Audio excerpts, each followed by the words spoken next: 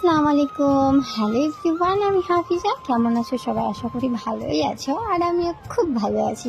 তো আজকে হঠাৎ করে রাত্রেবেলায় ঝড় উঠেছিল, আর ঝড়ে আমাদের গাছের আমগুলো ঝরতে শুরু করেছে।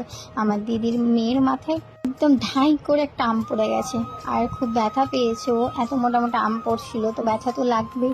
আর প্রচণ্ড পরিমাণে ঝড়, আর সব আমগুলো পড়তে শুরু করেছে। আর আমরা রাস্তায় লাইট জ্বালিয়ে আমগুলো করেছিলাম, কারণ রাস্তায় আমগুলো গাড়ি টাড়ি যাচ্ছিল, তো ওগুলো খারাপ হয়ে যাবে, নষ্ট হয়ে যাবে। রাত্রেবেলা যেহেতু কারেন্ট নেই, তখন বুঝতেও পারবে না, আমের উপর দিয়ে চলে যাবে।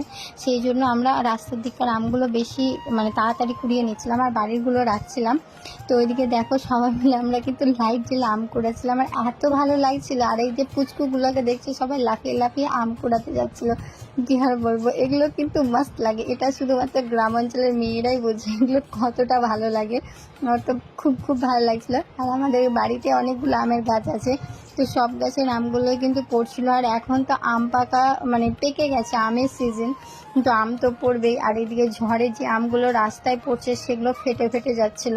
আমার গলায় একটা পোকা উঠেছে, সেটা দেখতেই পাচ্ছ, কালো মতন। সেটা কিন্তু আমি ভয়েস দেওয়ার সময় লক্ষ্য করি, আগে কিন্তু দেখিনি। আর আমাকে কামড়ায়নি, সেই জন্য হয়তো বুঝতে